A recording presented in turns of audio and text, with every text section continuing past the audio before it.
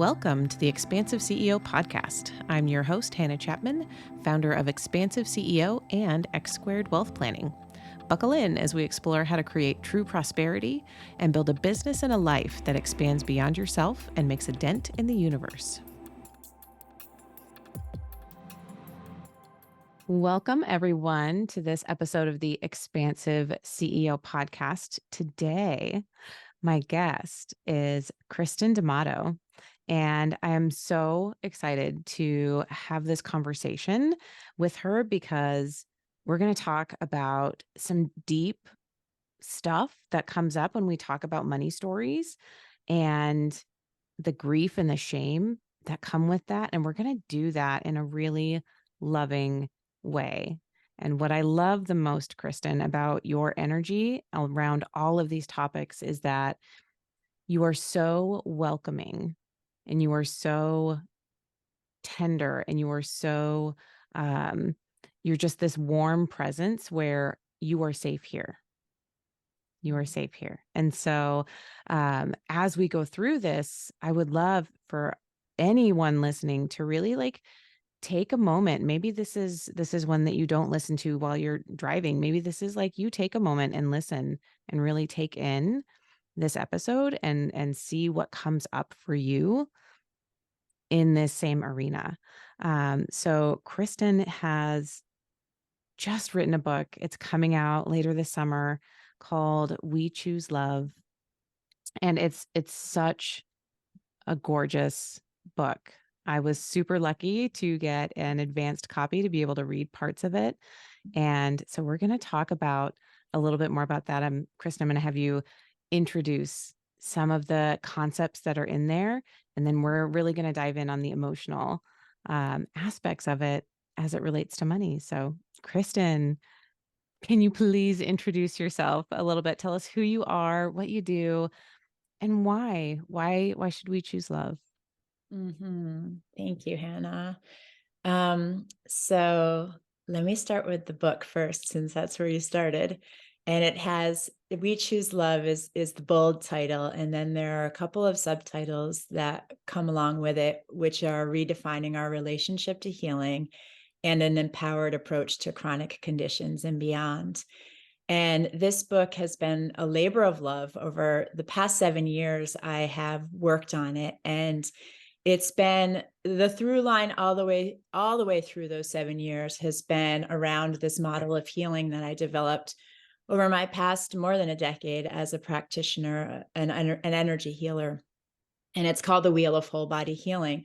So the book goes through the 7 different aspects of the Wheel of Whole Body Healing with different stories and different exercises. And it's really written to speak to all types of people. I spent a lot of time refining the language to make it as simple and clear and enjoyable, to try to dilute some very intangible concepts into tangible and understandable, regardless of your belief system about healing and the body and stuff. So that's the sort of entry point. Is it's really about how do we relate to our bodies? How have we learned to relate to our bodies and this idea of healing? And where are our limitations? Where can we expand that idea? And this is a lifestyle guide in a way to be able to start playing with different ways to expand your relationship to healing and different practices to begin implementing to do that. So a little bit about me is that I've been cultivating this body of work for many years now. It's an evolving model. And more recently, I shifted a few years ago out of the practitioner role and into more a role of guiding and teaching and holding space for individuals and healthcare providers, both conventional medicine and alternative medicine, to help them to be able to really refine their rapport in a way.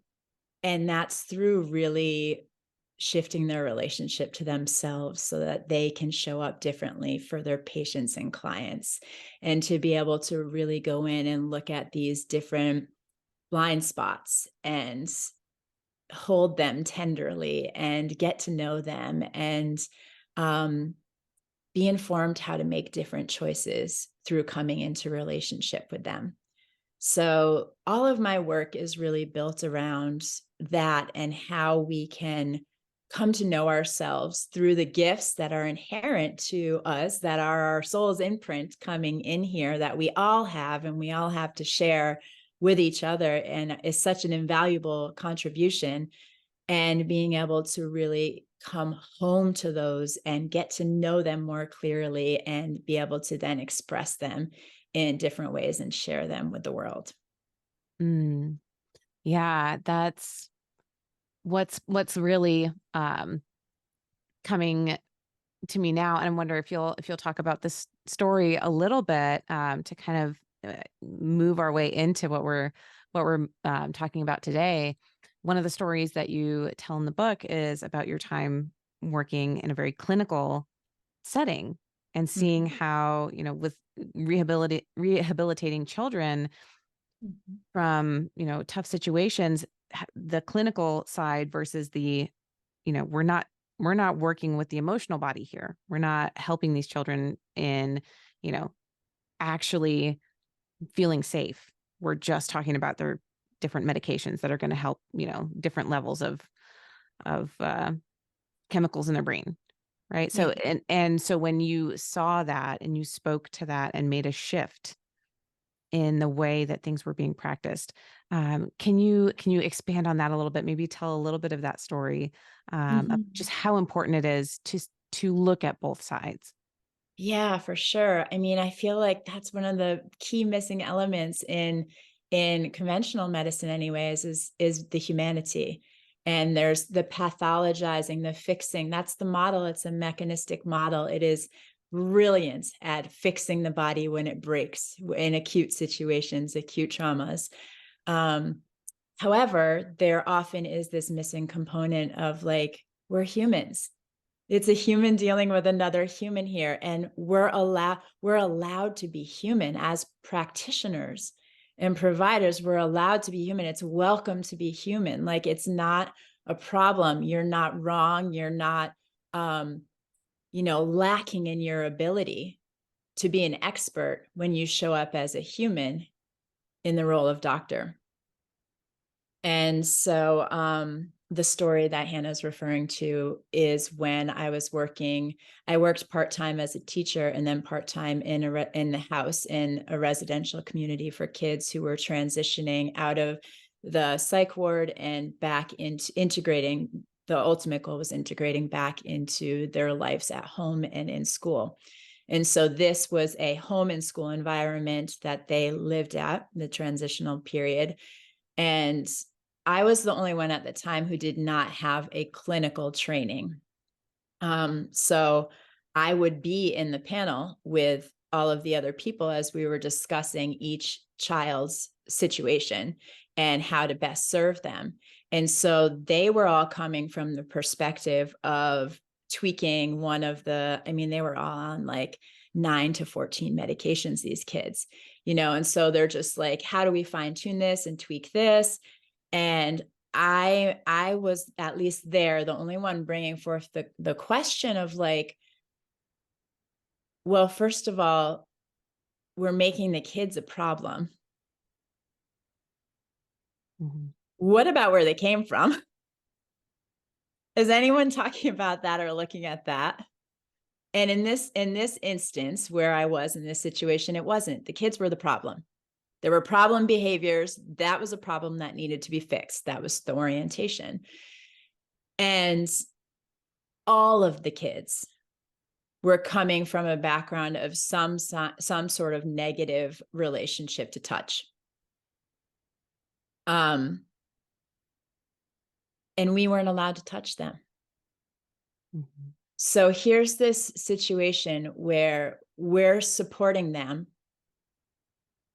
and hopefully giving them examples of how to be healthy human beings, to shift into the wider world again. Yet no one is teaching these kids how to incorporate touch as a positive, beautiful, healing thing. So I started to kind of nudge and push the edges as I tend to do. And at the time, this was many years ago, I had completed a um, yoga teacher training. And so this was an easy entry point for me because at that point, yoga was starting to become more mainstream and people were hearing about it and open to it. And so I offered a yoga class. And in that, I was able to start to incorporate a little bit of loving touch, where it was just like a gentle correction here, or these different micro kind of touches you do in a yoga class to be able to help them deepen in a posture. And so, with a lot of care and consent, I was able to start to teach these kids without language how to receive touch in a way that was kind. That really quickly led to me being the go-to person for all those kids. When they were in crisis, I was the one that they wanted called in to help deflate the crisis. And that really opened the eyes to the people around me. And I fortunately had a supervisor at the time who was really he could see me and he could feel what I was doing. And he just was like, I'm just gonna step back and watch her and like let her do her thing. And the other people that were working there can kind of chatter in my ears about she shouldn't be doing this and that and this. And, he like held this space for me to explore a little bit. And the results happened so quickly that it ended up helping transform the way that all of them started to relate to the kids. The simplest shifts make a massive difference. And now, hopefully, those kids, and hopefully it's continued throughout the years, where there are some examples of loving touch that they can then bring out into their life, and that they can, when they, with their friends, with their family, when they start getting into relationships with boyfriends and girlfriends, and that they're going to know how to do that in a way, they'll have another example of what it means to be loving with your touch and not And, harmful. and that, I mean, it like kicks off the whole, the wheel, right, of whole body healing. The concept that you present in the book just so beautifully, in because it's like you said, it's you've compartmentalized people when we see things in this way, right? Like here's your clinical diagnosis and your clinical needs. Mhm. It's almost like we're separating that away from, again, the emotional body, the spiritual body, even the physical body, because Everything else. yeah, It's like like, it's so narrow. yeah, we're just gonna treat this part. Um, and I wanted to bring that story in because it's so similar to what we do with our money. Mm. Because when we do the same thing, when we pathologize the way that we are with our money, or um, when we, say, I'm not good with money, or I, have money and I don't know what to do with it, right? Like all of the stories that come up, if we just create a plan, I've said this so many times, because I used to do this. Just if we just create a plan, it could be beautiful, and it could be, you know, all the options that will get you exactly from where you are to where you want to go, and have all the pretty charts and graphs, and have all the check boxes of how do you get there? Do this, do this, do this. When we just intellectualize it all, Mm. it doesn't actually transform our relationship with money. Because when I say, okay, in order to send your kids to this college, if that's one of the goals, you're going to have to save, we'll say, $2,000 a month until they're, a junior in college. And that's when you can stop saving that, right? Like sometimes that's an actual goal that people have and we'll see. And okay, yeah, I want that result.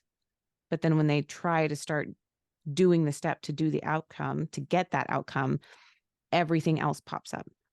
Mhm. The reasons why they can't, the reasons that, Mhm. something comes up and takes that money away for that goal, right? And it has to go somewhere else. And then the shame and the guilt.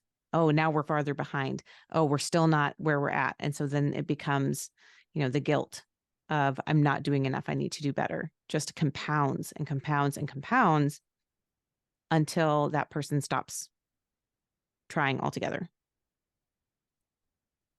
And I say that because it's like I've Mhm. seen it, I've witnessed it.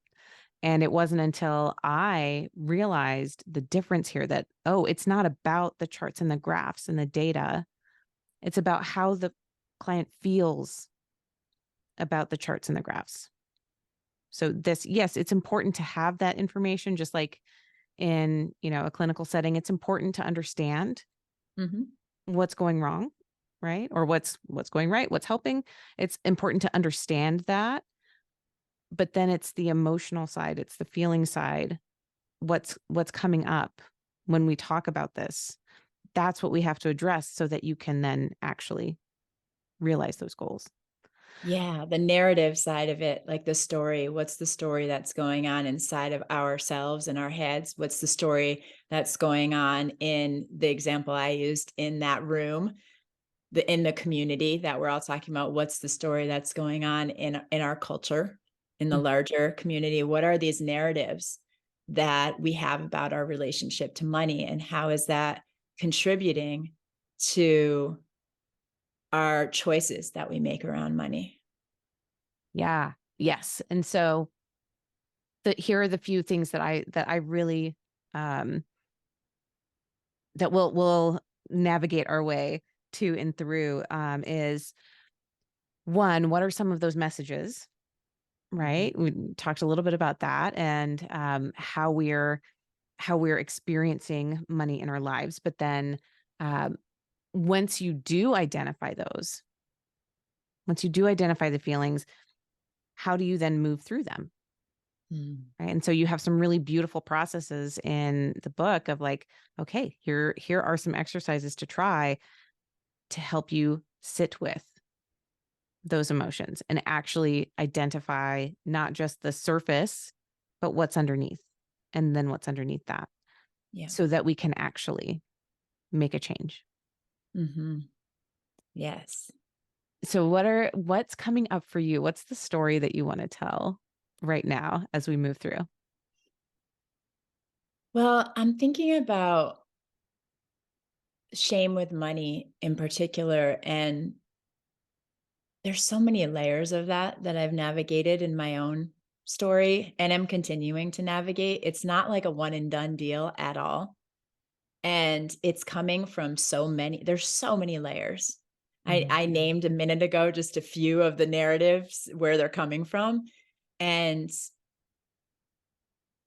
when we first were connecting about having this conversation, I was really interested in the grief that lies underneath the shame. That's so there's the shame, Mhm.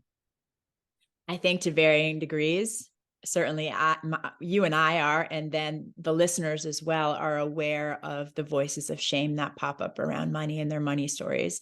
And if they're not, they're available. They're right under the surface. If you sat to listen, you'd probably hear uh, something from when you were growing up of one of your parents, maybe a conversation between the two of the adults in the house that they were having, and how that impacted your life now as an adult, or um, something that you saw in a movie, or just like these different narratives that made an impression on you that left this feeling of kind of this icky sticky shame that's in relationship to money.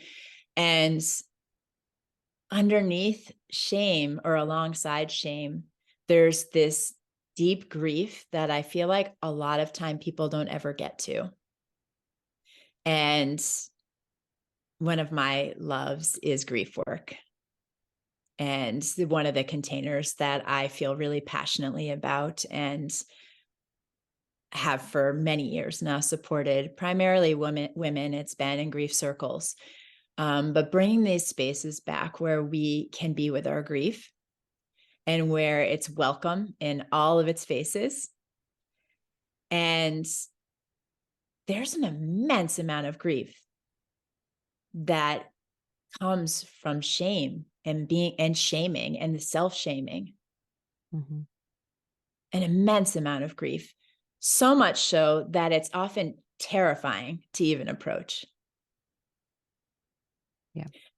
I know in my experience, I tend to I have an avoidant attachment style. So I've been like, that's something I've been navigating throughout my life is like, how do I stop avoiding and come toward when something gets uncomfortable for me? And so this one is just like, this is like the frontier, going into the terrain of shame and the grief that lies underneath the shame. There's so much heartache there. For me, it has looked like the heartache of containment and limitation around my potential. Mm.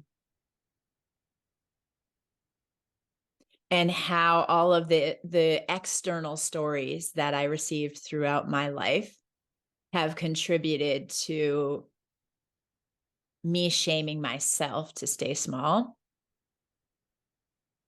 And as an entrepreneur, my gosh, it's like you're ever having to be open to expansion and to putting yourself out there in innovative ways. It's a risk taking, it's one risk after another. Yeah. And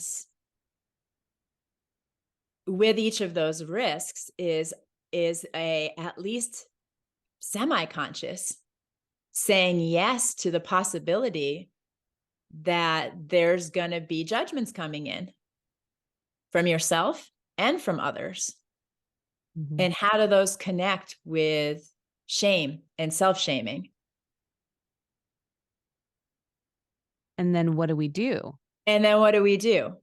And like for me, and this is the grief part, is like, and we'll get more into this later, and it's like you have to acknowledge the grief. You need to give yourself space to grieve Mm-hmm.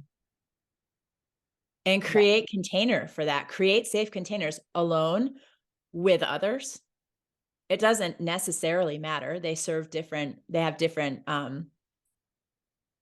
beautiful, they're beautiful in different ways. The thing that's like coming forth for me is that feeling of, especially in entrepreneurship, that's our crash course in self-development really. Right. If you go all in on yourself in entrepreneurship, you're going to have these things, show up over and over again as you go to promote yourself, promote your business, work with clients, deal with unhappy clients every so often, right? Like that's all going to be this space where, like you're saying, not only are you facing the judgment outside, Mhm. more importantly, you're facing your own self-judgment. Mhm. Yes. And that was fascinating to me, to start to recognize and move through, Mhm. is that most of it was me judging me, and most of that was self-imposed limitations and stories that I was making about, all kinds of things really. But the ones like what I'm like remembering viscerally right now is, gosh, that must have been 2 years ago. Um, like feeling like I need to figure this out. I need to figure it out.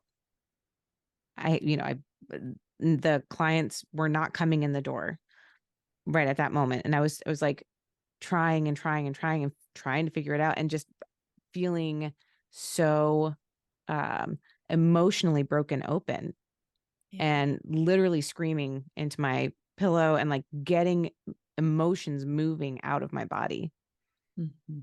so that I could then choose to take a new action step.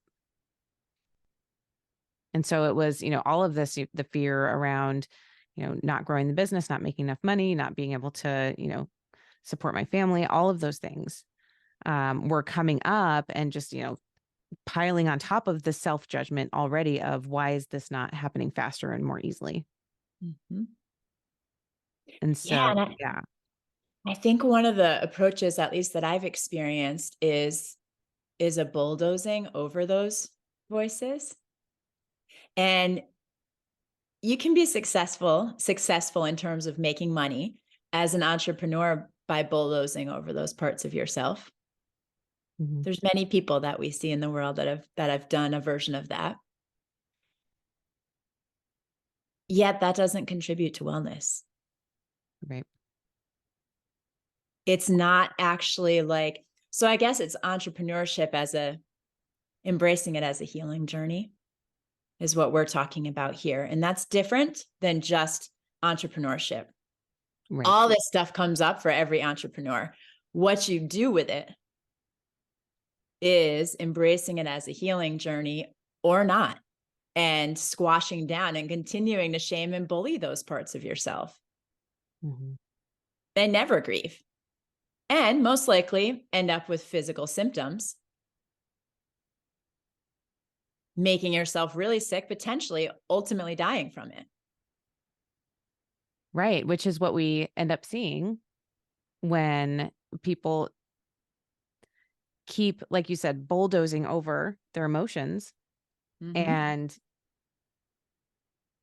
don't allow any space, don't allow any space for self-reflection, don't allow any space for celebrating how far they've come truly, who end up numbing everything in one way, shape, or form, whether that's alcohol or, you know, um, drugs or social media or whatever numbing behavior Mm-hmm.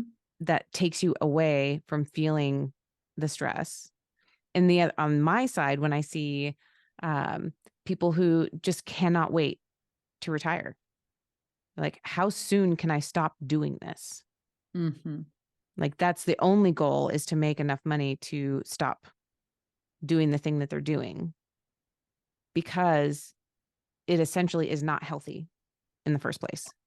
Like, they're so unhealthy and unhappy with everything that the only thing that matters is getting out with enough money that they never have to work again, which typically does not happen, right? That's definitely a yes, it happens every once in a while, but it is not the norm.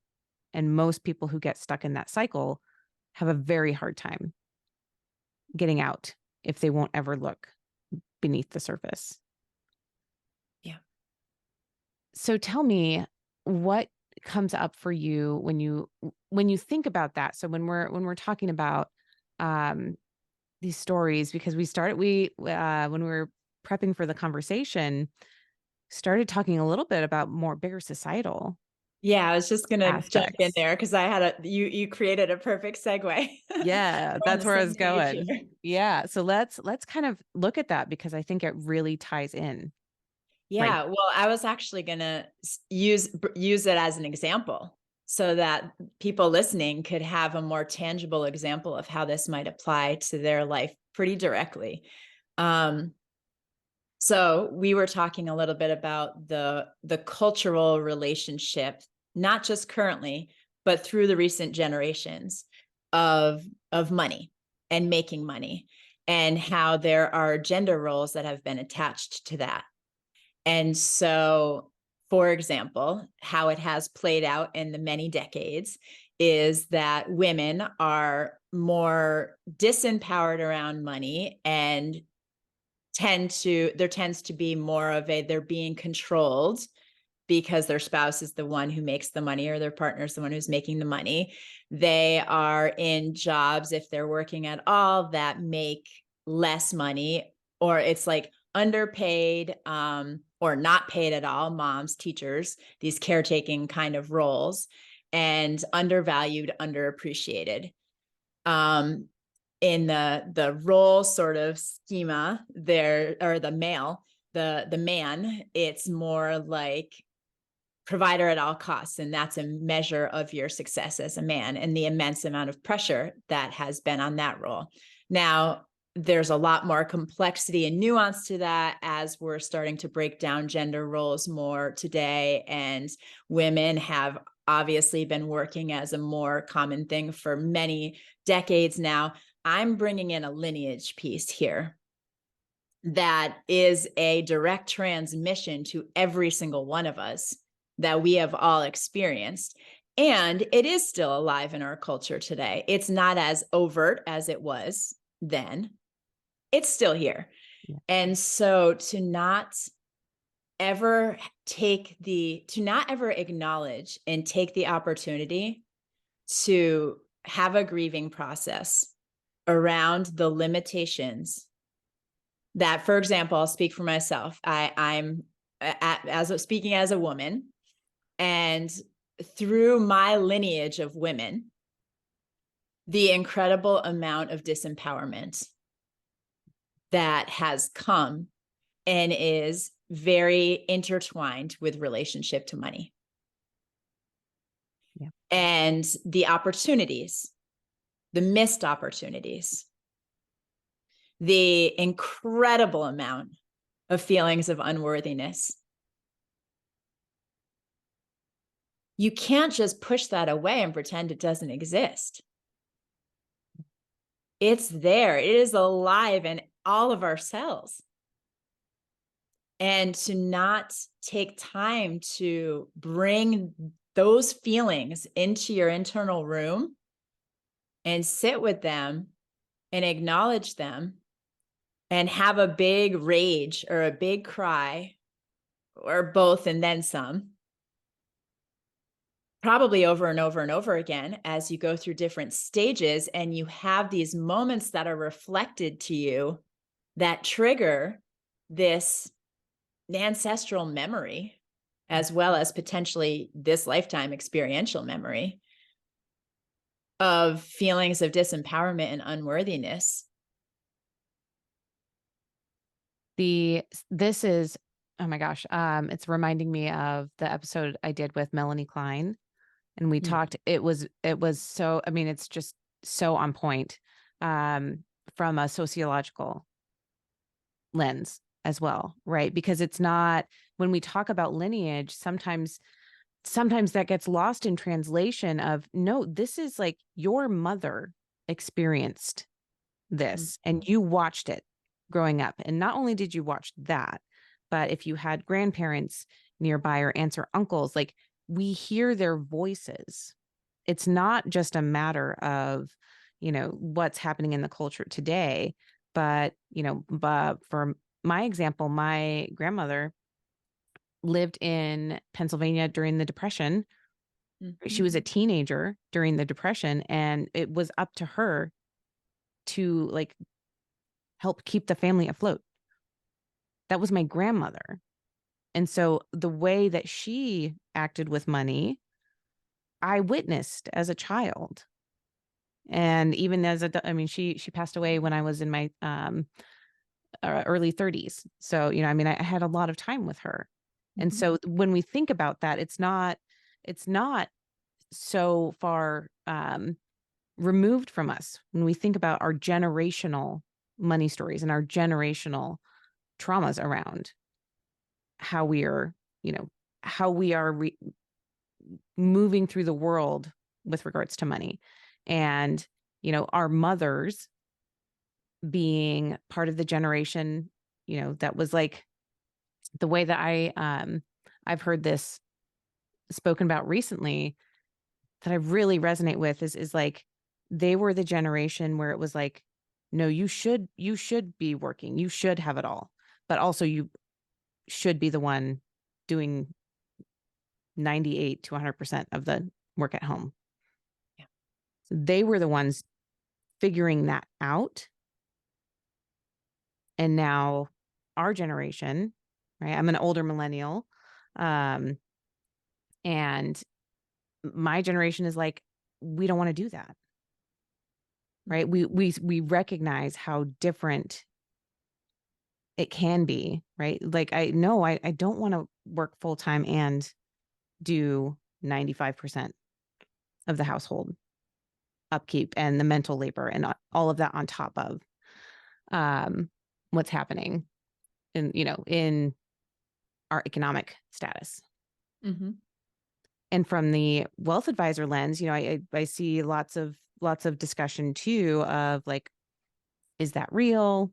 Women have all the opportunities now. I've even heard sometimes, the statistics about more women going to college than men now. The percentages are higher. There are more women in med school and in law school. I'm like, okay, interesting. Interesting that that's the argument that's coming back at us while the wage gap is still there. Yeah. That's still a thing. And when more women are going into the medical field, more of them are going into family care, pediatrics. Like you're saying, the lower paid. These are the lower paid. This is not the radiologists and the anesthesiologists who are, like some of the top paid positions in the medical field. That's not the split that's happening.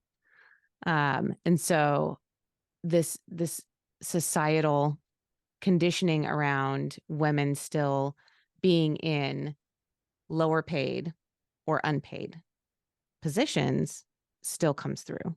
It's still the construct that we're functioning in. Yeah. There hasn't been, though there's been a shift in who is getting those jobs, who's going to college and stuff over these recent decades. There's the construct, the system hasn't really shifted around that. It still has this very patriarchal lens that it's coming through. Mm-hmm. And it's not, yeah, it's like one step forward instead of like a great leap forward is how I'm seeing it. Like in each of these examples too, it's like without feeling the emotions, it's one step forward. Great. There's evolution happening, there's growth happening in one step forward in each generation. I feel really excited about a massive transformation. Not one step. Like I don't have the patience for one step forward. I'm just kind of like, we don't have to do it that way.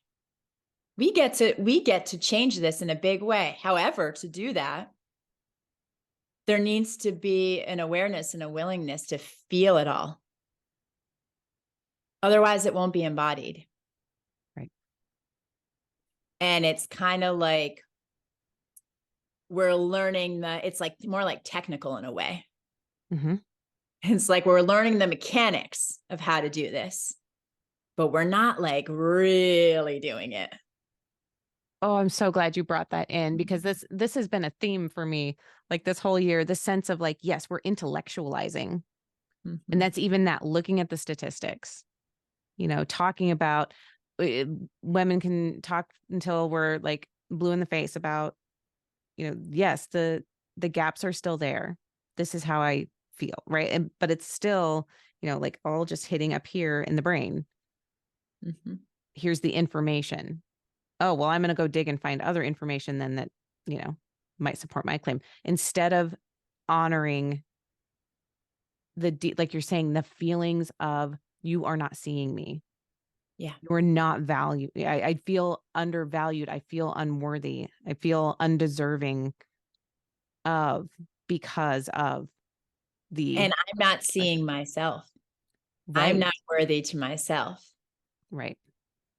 Once that shift happens, a systematic shift will happen because there wouldn't be toleration for functioning in a system that doesn't value that worth that you have now anchored within yourself that comes from embodiment. Mm-hmm. The intellectual part, I don't want to minimize the importance of that. I think that's like a beginning stages of awareness. Yeah. That's what starts the fire sometimes for some people. For me, definitely. Mhm.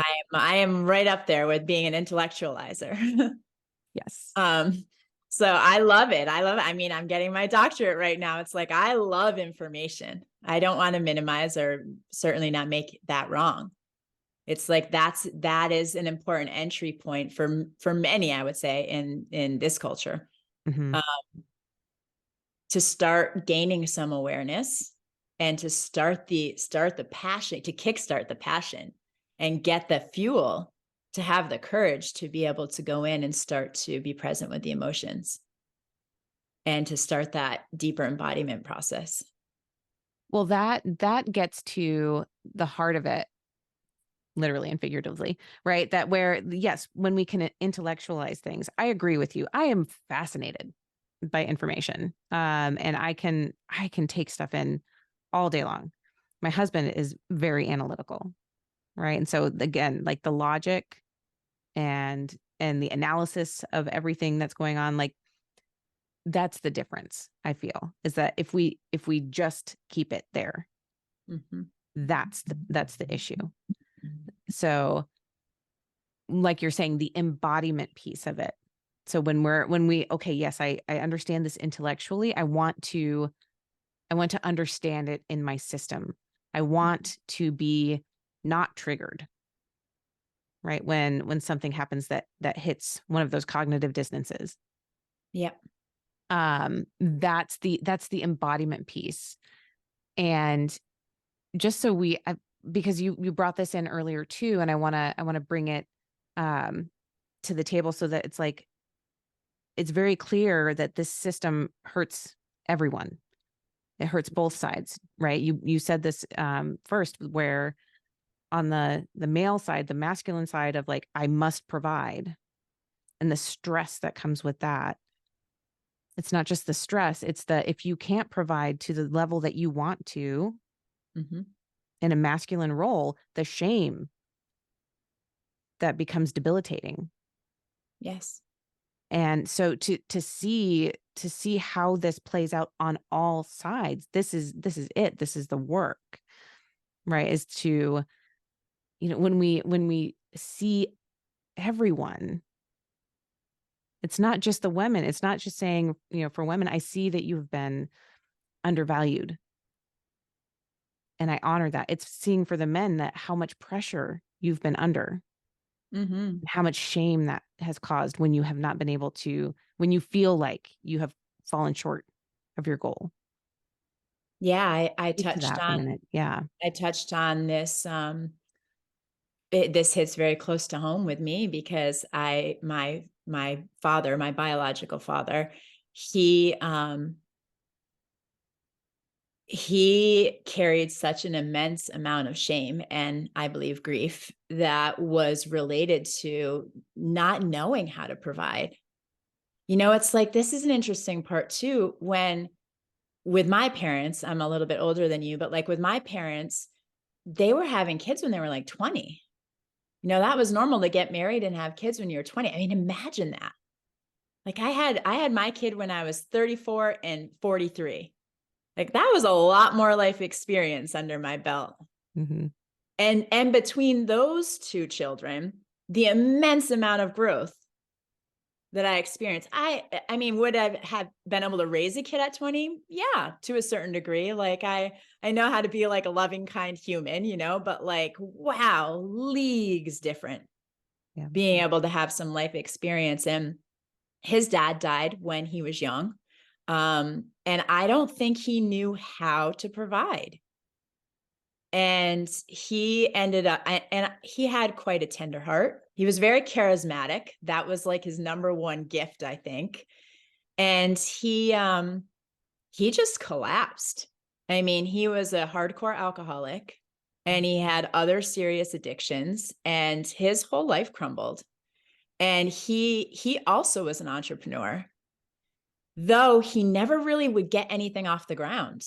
Mm. And so I haven't seen him since I was a young teenager, but I did spend time with him in my early years. And those are deeply imprinting for all of us, the Mhm. deepest imprints. Right. So this is the image that I have of him. And my mom, on the other hand, was the one who was she was raising us. I lived full time with my mom, who worked 2, sometimes 3 jobs. And he was not financially contributing at all, nor was he in the picture, even when they were technically still together. He just wasn't around. Um, this is how I learned, right? And like, talk about being laden with shame on both ends of in this case, the male father role and the female woman mother role. And so much, there was just so much, there was a lot of survival that was happening. And then in addition to that, I mean, wow, what a gift that I can contemplate this stuff right now, that I'm not in a state of survival. So like, that's something to just say right there. Mhm. Like I'm not concerned about where I'm getting my food to feed myself and my children the next day. Yeah. This is a whole other conversation when that comes in. Yeah. So yeah, I mean, I grew up very much with both of those being very present, massive degrees of shame. And he never quote unquote succeeded. He never learned how to provide for his kids to the point where he has 4 children, has a relationship with none of them. He left, as did a lot of dads in that generation, right? It was like, wow, I mean, there's a whole another sociological rabbit hole we could go down. Like, what was going on there in terms of pressure and like pulling that apart Mm. around shame to provide and like not doing it well enough and not having the tools or anything, any capacity to be able to be supported in moving through this shame and grieving and growing. Well, there was such a there was such a need to just get through it, I feel like, right? Or that was the messaging, was like, especially on the masculine side, to be a man. Just man up, be a man, figure it out. Don't show emotions. Boys don't cry, all of that. So anything that would have, attempted to start to peel back those layers, there was all of that social conditioning around, no, no, no, we don't do that. Yep. And then the backlash, right, where the women became more hyper masculine Right. and adopted those. Yeah.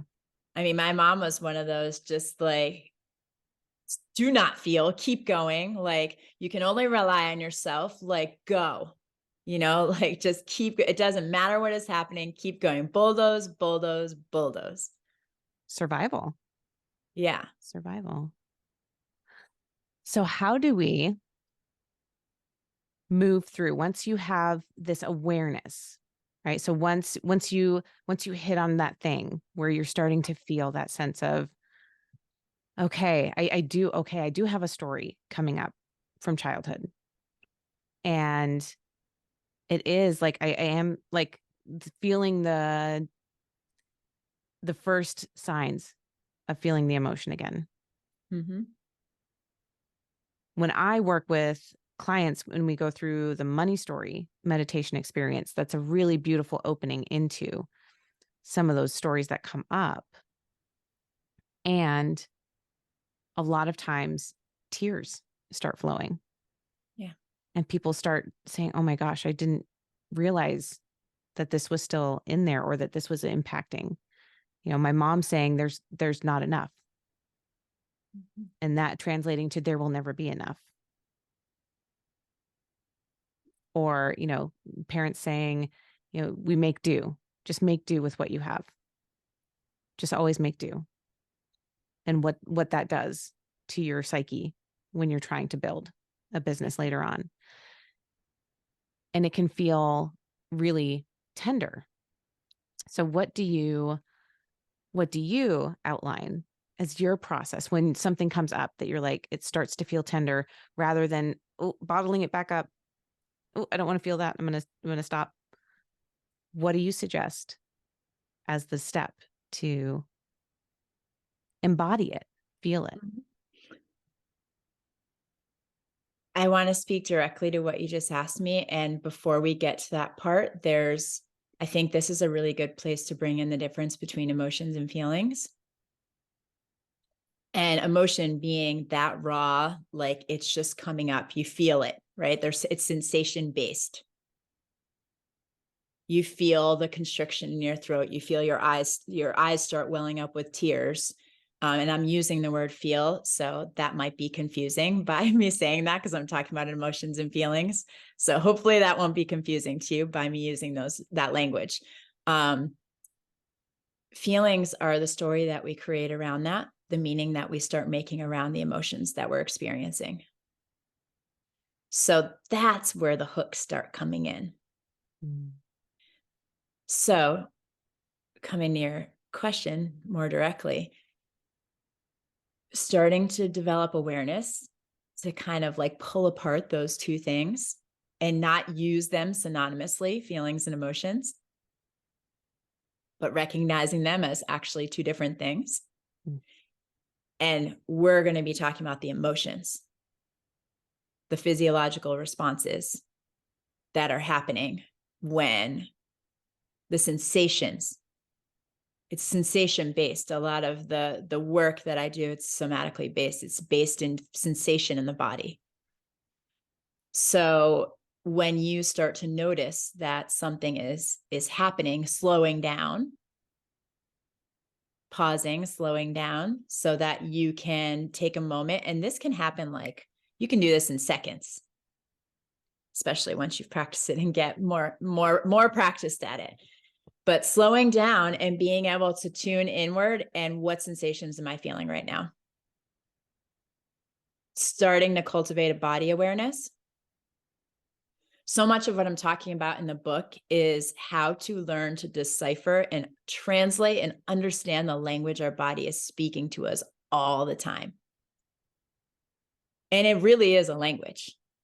Like you have to learn it in the same way that you would learn a foreign language, even though it's your body and you've been living in it since your whole life, There's this nuanced way that it is always communicating to you. And developing listening skills for what it's saying is the bigger, longer goal.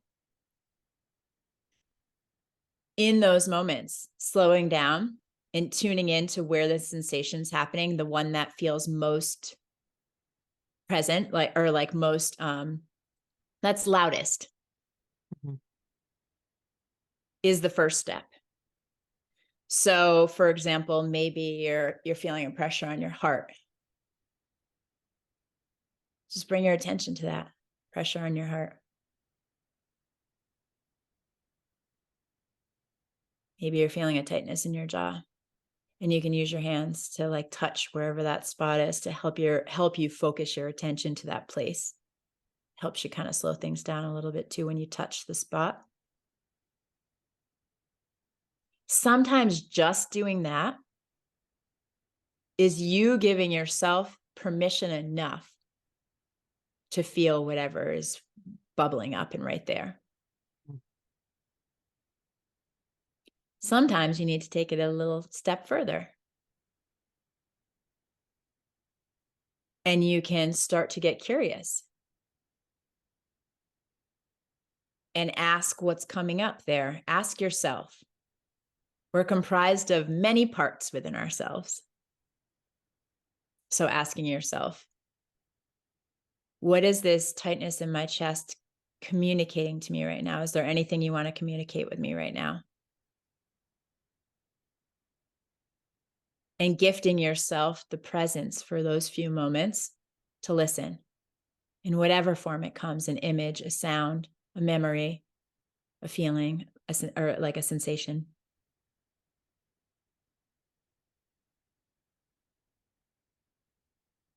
That already starts to really shift the trajectory.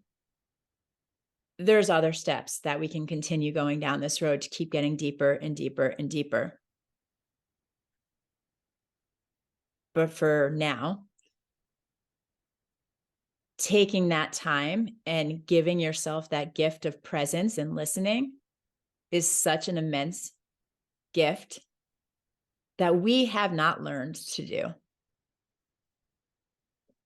Mhm. I mean, this is like a fundamental humaning skill that Yes. we have not learned to do. Yeah. For ages, we did it more when we were in tribal societies. Our listening skills to ourselves, to each other, to the land, all of that was much more honed. And there was an interconnection that people were aware of within ourselves, with each other, with the land, with everything. So this is a baby step to remember that connection to yourself through presence and listening. Mm. Listening to the sensations that appear when something starts to activate you. And this can be used in any situation. Anytime you start having an emotional response to something, be present with it. And oftentimes it will just move right on through, like toddlers, in a Right. minute, in 2 minutes. If you really are present and you just let it come up and out, it's amazing. We know how to do this. That's our natural state. We've trained ourselves to not do it. Mm. So returning back to that natural state of being, we know it. It's just remembering it and giving ourselves permission to go there. Mm. Thank you. Thank you for walking through that, Kristen, because it's so, like you said, it's a remembering of what we already know, but so many people have never given themselves the permission to let it feel, let the emotions actually move through, and Mhm. that's what gets them stuck. And So, the stories, and the story, yes, and attaching to the stories and making it mean something. And when you are making it mean something, you could be crying, but if you're circulating this story about what it means about you or that person, or like, anger is a perfect example, or resentment, just like that person, like digging in. When you're making a story about yourself or another, even if you're screaming and yelling and crying, and you're not actually letting the emotions move. It's a cycle that's going round and around and around. You can cry for the rest of your life. Mhm. It's not actually being present and like letting the emotions move and the emotional energy move through you. It's the opposite, actually. It's holding on to it with the story. Mm. We could go for another hour, I'm sure. Easily, Yes. easily. There's so much.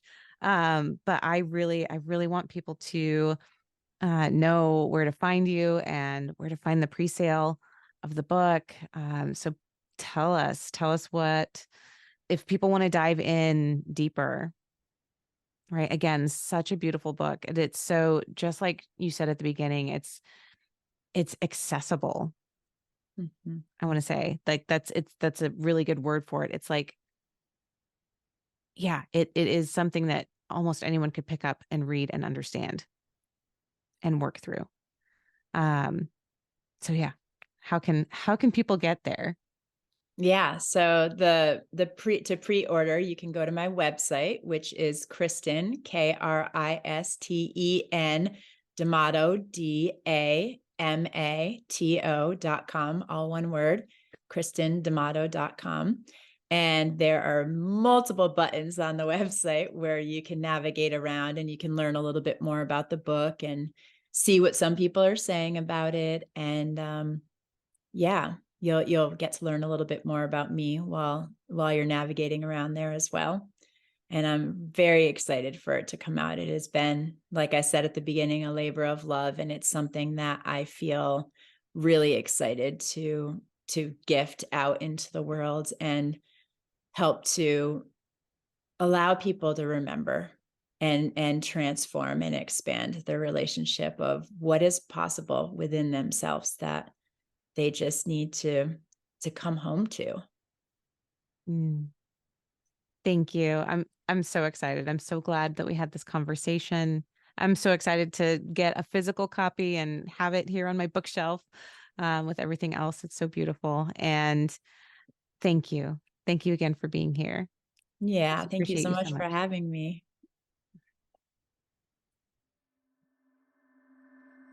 That's it for this episode. Thanks for listening, and be sure to like and subscribe. And again, if anything resonated with you from this episode, I would love to hear from you. Email me at Hannah, HANNAH, at expansiveceo.com and tell me about it. And if you're ready for your greatest expansion, you can find ways to work with me at expansiveceo.com and at x2wealthplanning.com. That's X, the numeral 2, wealthplanning.com. So until next time, remember that there is enough, you are enough, and your birthright in this lifetime is to be expansive.